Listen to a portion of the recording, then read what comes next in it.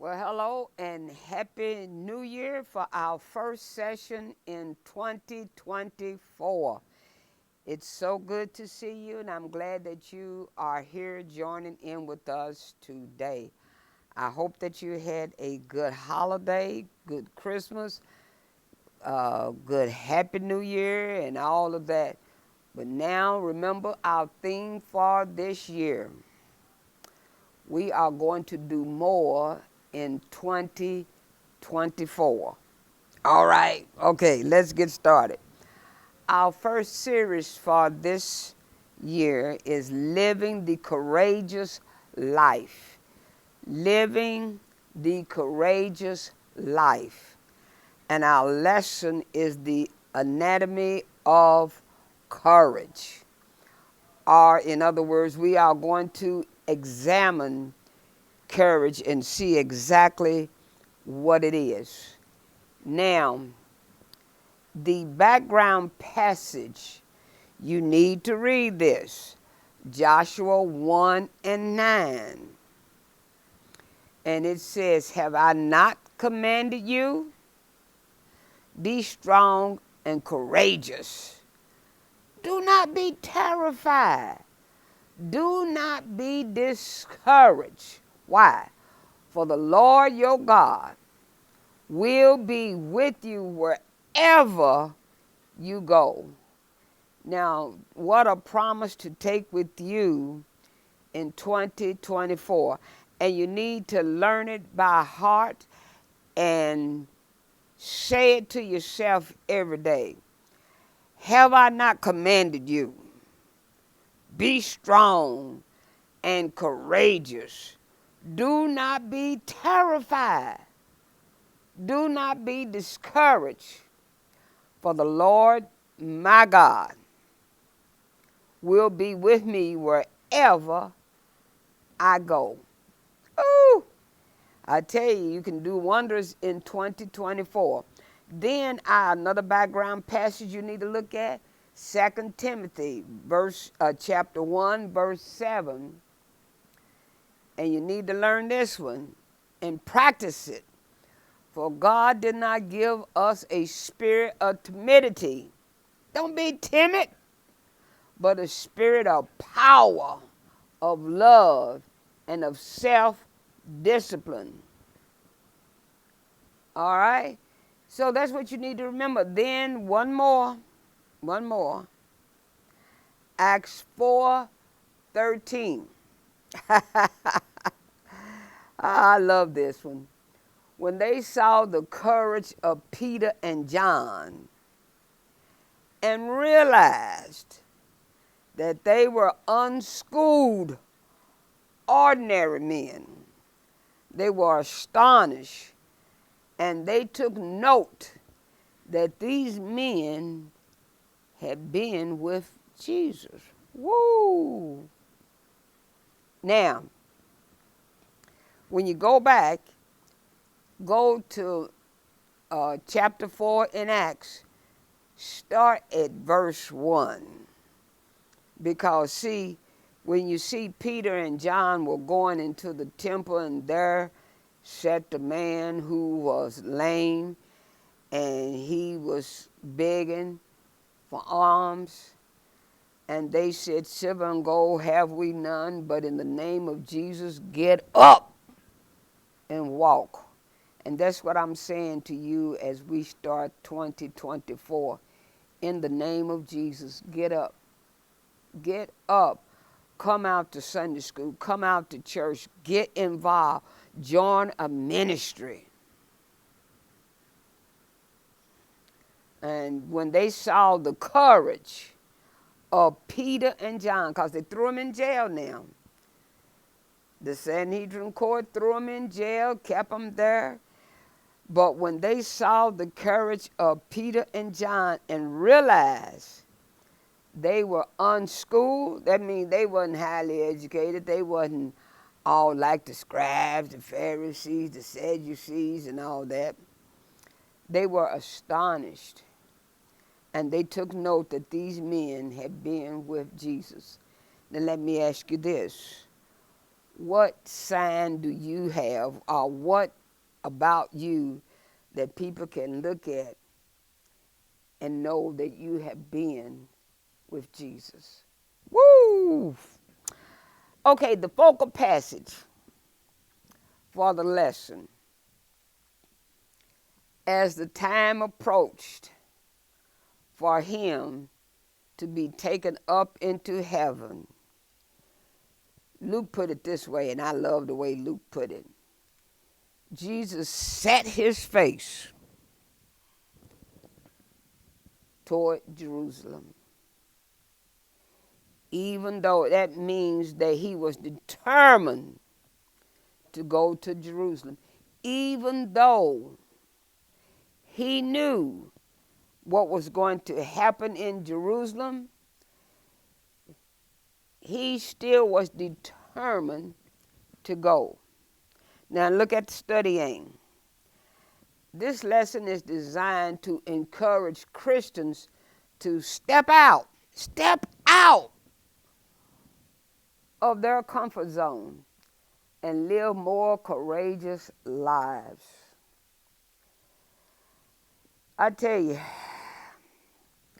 I wish that somebody had taught me this lesson years ago, because Christians need to step out of their comfort zone and live more courageous lives. Now, I'm going to tell you a little something about me that happened. People always think I'm full of confidence. Oh, you know what you're doing. No, I don't. And when I was a child coming up in school, I was very timid. When I went into a classroom, I would make my way, head down, to the back of the room. And there I would sit. And when the teacher started calling the roll, it just devastated me, because I knew then I had to speak. All I had to do was say present. When they said Geneva, present, I didn't want to say that, do that. Why not? Because everybody turn around and look and see who Geneva was. I didn't want anybody looking at me. And so whenever the class was started and the teacher asked questions, I'm telling you, most times I knew the answer, but I just couldn't raise my hand. All I had to do was raise my hand and answer the question. But I could not leave my comfort zone. So when I was told, after taking some kind of test, you would be a teacher, I said, no, you got that wrong. You got me mixed up with somebody else. I thought to myself, no, I'd be too shy to teach. Can't do that. Now, I'm here to tell you, I have stepped out of my comfort zone. I do it every Wednesday at 1:30. Step out of my comfort zone and teach. Now, I so am devoted to Christ and teaching his word. Send me to the White House and I'll teach there. Send me to the Black House and I'll teach there. I will teach. I have taught in prisons, in camps. I don't care where. God has done a marvelous thing for me, and I'll tell it. Okay, the second reason, to promote moral courage in standing up for what is right and just. And see, we don't do that. Stand up for what is right and just, no matter the circumstances, no matter the consequences. I saw a sign yesterday that said, silence is violence. Woo! So stand up for what's right and just. Stand up. The Hebrew word for courage is amitz, which means to make strong in the face of adversity. In other words, you got to be strong in the face of adversity.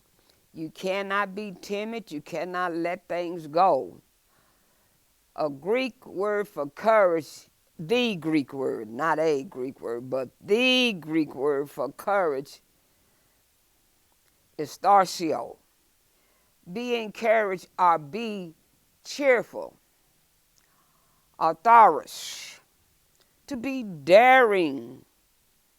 You know how it was when we were kids? I dare you. I double dare you. You know, we put a little chip on our shoulder, say, I dare you to knock it off.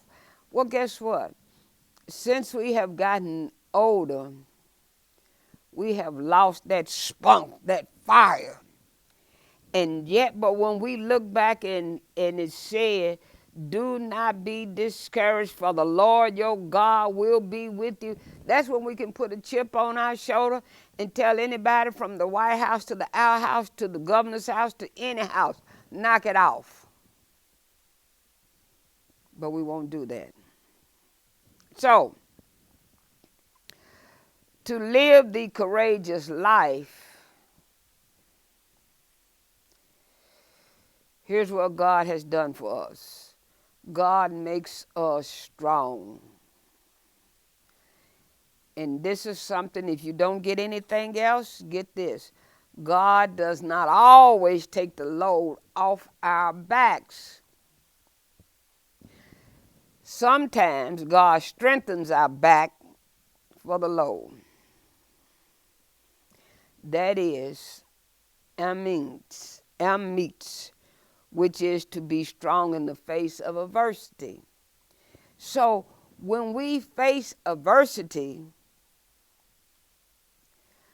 God will give us what we need. We want him to remove it. But he said, I can't do that. I sent it to make you strong. Another thing, we cannot internalize defeat, despair, and hopelessness. Why keep it inside? That's what I did. That's what I did when I was young. Please don't say anything to me. Don't look at me. Internalize defeat, despair, and hopelessness. You see, here's what courage is not the absence of fear, but the resistance and mastery of fear. You see, courage is the quality of mind and spirit that makes a person face difficult danger or pain without fear. Now, Psalms 23:4 says, I will fear no evil. It does not say, I will not face no evil. And some of us, bless our hearts, we are afraid of our own shadows. Think about it. When we are courageous, you see, we are risk takers. We are daring. We are bold. We are adventurous. Didn't I just say we put a chip on our shoulder and say, I dare you to knock it off? And that's the biggest problem with society today is that bad people are more daring in doing their evil deeds than Christians are in doing good deeds. Ooh, let me say that again. The biggest problem with society is that bad people are more daring, more bold, tenacious in doing evil than Christians are in doing good. Now, let's move on. Let's look at Luke 9:51. And you remember that I told you 9:51 said, at the time appropriate for him to be taken up into heaven, Jesus set his face toward Jerusalem. In other words, and see, 9:51 is a transitional point in the life of Jesus. Now, if you remember, last week we talked about he was born to die. So now he comes to Luke chapter 9, verse 51. He knows if he goes to Jerusalem, listen to me now, he goes to Jerusalem, he knows what's going to happen because he knows all things. But does that stop Jesus from going to Jerusalem? You see, at this point in his life, he is experiencing increased opposition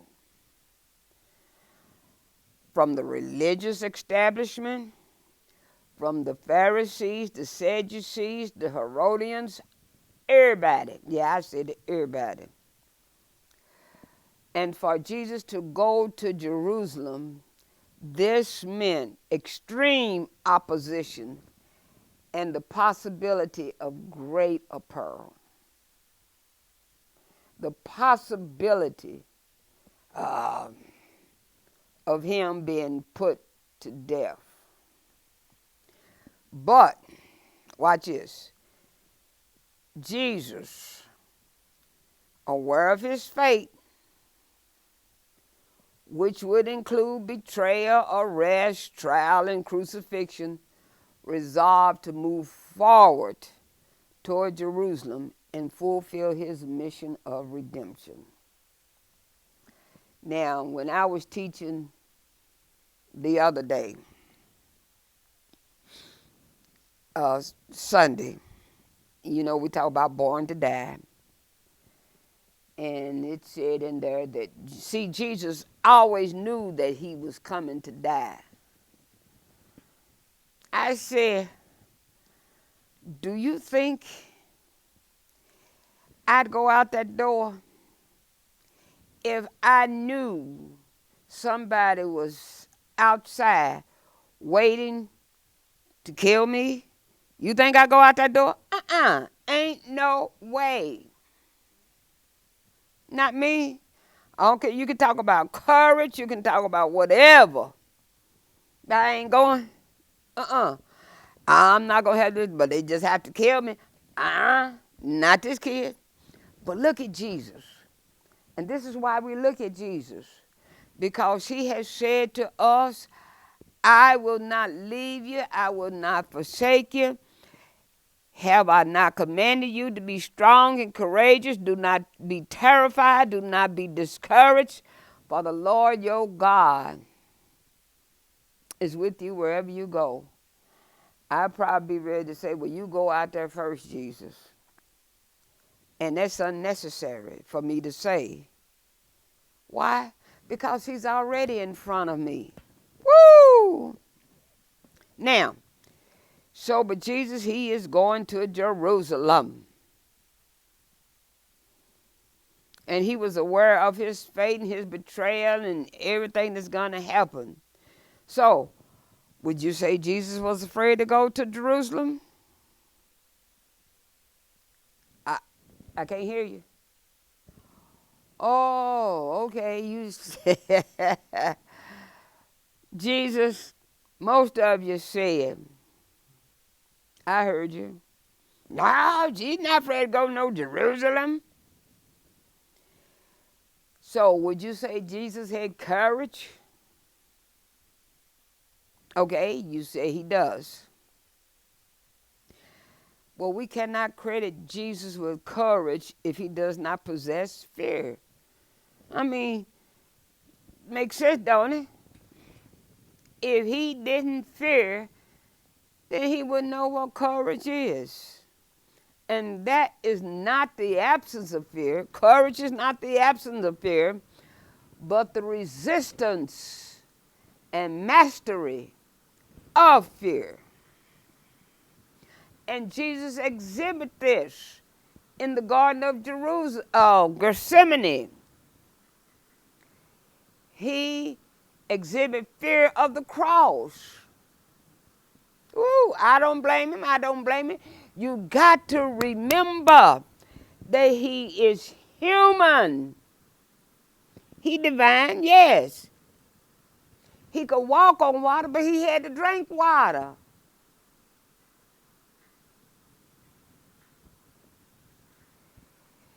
He could feed 5,000 men with 2 fish and 5 loaves, but he had to eat himself. So he is human, so he exhibited fear of the cross. Look at Matthew 26:42. He went away a second time and prayed, Father, my Father, if it is not possible for this cup to be taken away unless I drink it, may your will be done.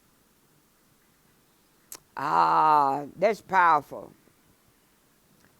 Anytime we can say, thy way, O Lord, not mine, thy will be done, not mine, now we are closer to what God would have us to be. So Jesus moved on to the cross. And Jesus was able to face the cross. Why? Because he had a conversation with his dad and God has strengthened him. Now watch this. While Jesus was praying, what were the disciples doing? They were sleeping. So when the soldiers and the mob came to the garden, what happened? Jesus was standing there ready.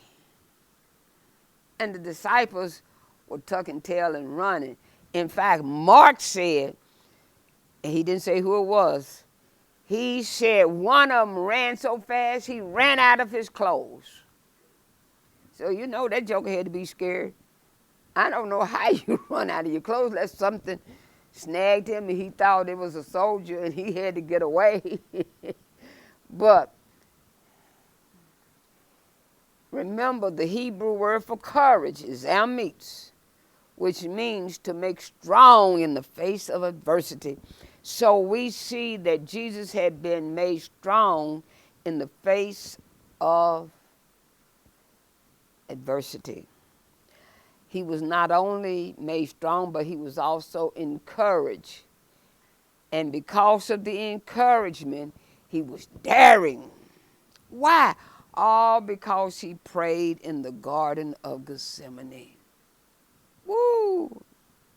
All because he prayed. Now, so what are the values that lead to courage? First of all, when you look at Jesus, submission to God's will. Because he said, Father, if it is possible for this, if it is not possible, my bad, for this cup to be taken away unless I drink it, your will be done. So we see his submission to God's will. And that's the first step. We've got to submit to God's will. Then, surrender of our personal goal for the kingdom of God. And that's what we see him doing in his prayer. And realize that serving God is the highest purpose. That's the highest purpose. Serving God. You don't have any other purpose any higher than that. Then here's what we need to do. Here's what we really need to do. Saturate our minds with thoughts of God's power. See, God's got the power. God's protection, God's provision, and God's promises. And that's what we saw in Joshua 1:9. Have I not commanded you to be strong and of courage? Do not be terrified. Do not be discouraged, for the Lord your God will be with you wherever you go. So, what types of Christian courage do we need? Since you're going to do more in 2024, what type of Christian courage do you need? Well, let me first say you need the type of conflict, the courage of conflict. Let me put it that way. Bravery when facing a challenging situation. You know, because conflict can be difficult and draining and require courage. Such as when David met Goliath. Woo! Now that was a conflict. How you gonna handle it? Step out there. It could be difficult, and that was a big test. So here's the point for you to ponder. What are some conflicts you've had that required courage?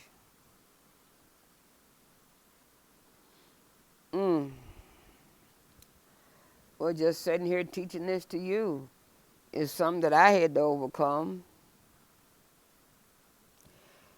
The courage of commonplace. What am I talking about? What am I talking about? Wait a minute. That don't make sense, does it? Yeah, it does.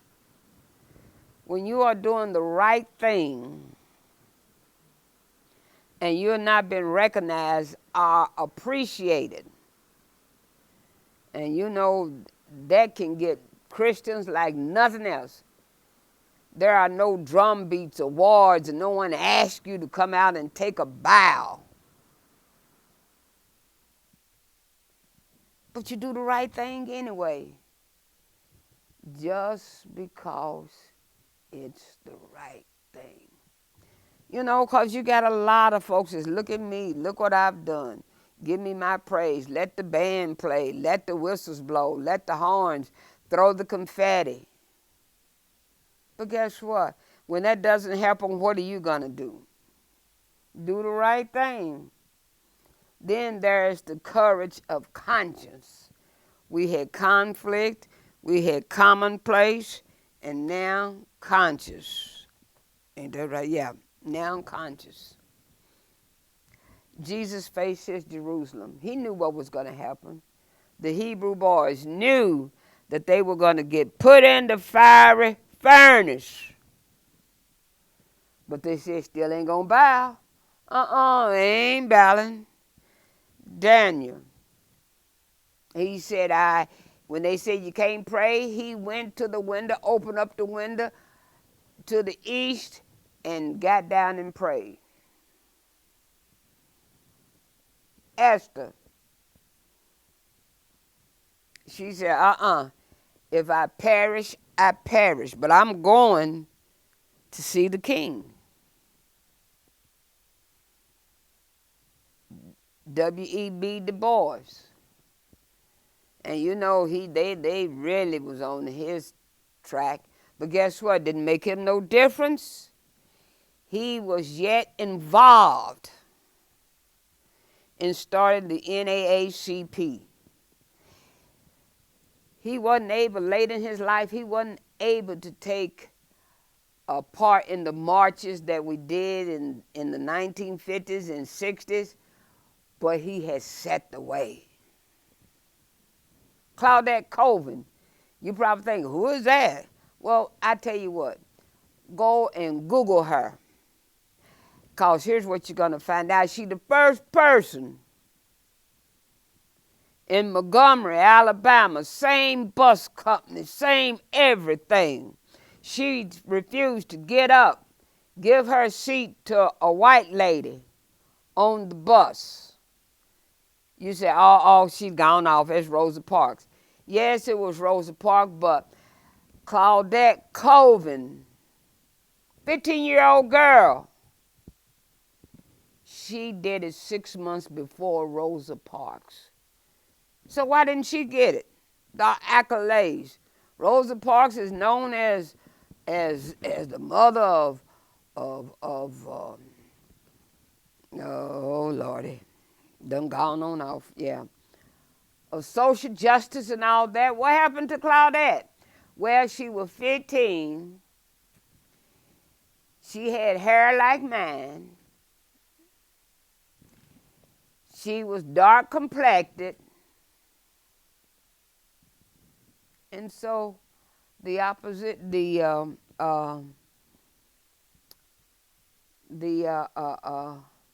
people in charge, the Southeastern Christian Conference, felt that she didn't make a good representative because they knew their opposition, and they felt like she would not get and bring in the attention that we need. Why? Because, well, she 15, and you know these young people, but she was 15.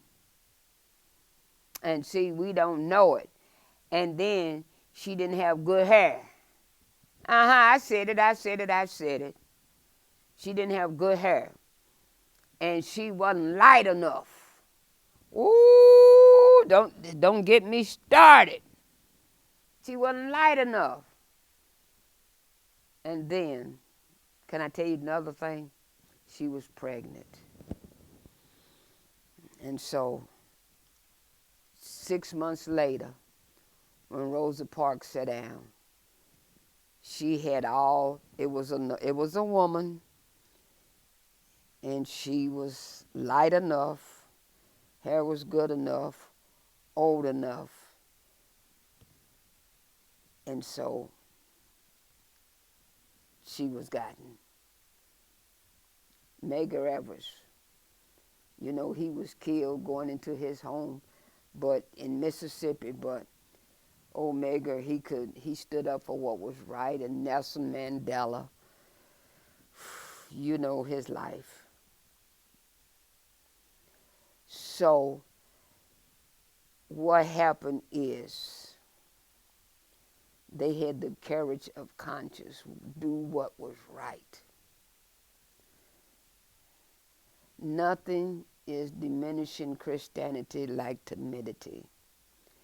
We as Christians ought to be standing up, throwing a fit with the government that we have in place that want to take our jobs, our food, our health care, our education.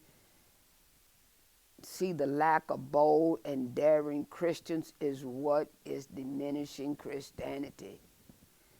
And Christianity is not for the cowardly soldier.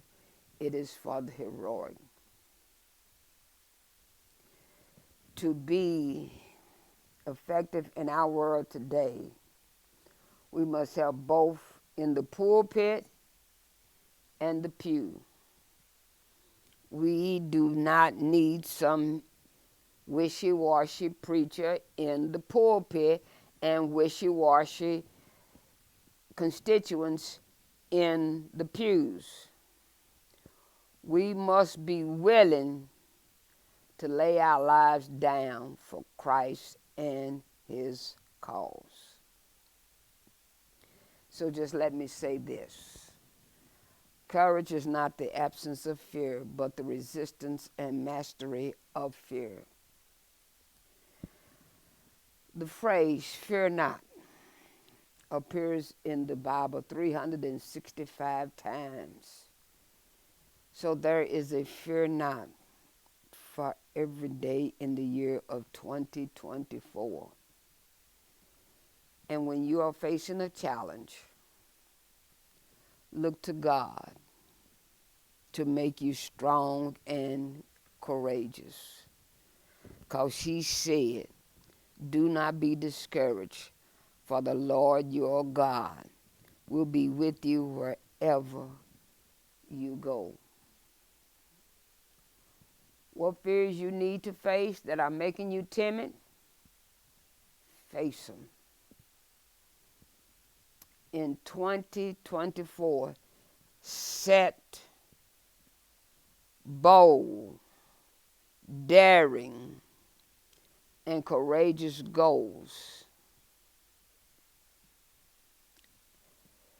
Seek healthy relationship with people who will strengthen your courage. But let me tell you this. Don't beat yourself up when you fail. Failure is not falling down. Failure is staying down and refusing to get up and try again. Now, I'm going to tell you today what my goal is for 2024. See, remember we said we're going to do more in 2024. I'm declaring out loud and to everyone who listens, in 2024, I'm going to become daring and bold, and I'm going to be tenacious, and I fix a schedule, stick to it, and complete my doctorate study in 2024. Now, if you like to have a new start in 2024, that's our lesson, then come on and join us here at St. Stephen. We will do you good. We are on our way, and we can't turn around. I'm on our way to higher ground because the Lord has been mighty good. And so we invite you to come go with us. You can send us an email at newstart@ssclive.org. I'll call us at 502-583-6798. Tell them I want to join St. Stephen, and someone will call you back. Now, our series, remember, is Living the Courageous Life. And the next one is The Courageous Heart. How God equips us for all of life challenges. Not a few. How God equips us for all of life challenges. Well, that's our lesson. I hope it's been something that you can sink into. Think about it. Think about it. And write it down. Write down your goals for 2024. It could be 1, it could be 10. If you put 1 down and it's to lose weight, then get started. I tell you what, come on to St. Stephen. We are doing, not we gonna do. We are doing. This is the 3rd day. The Daniel fast and prayer. Daniel fast and prayer. Come on. We'll do you good. See you next week.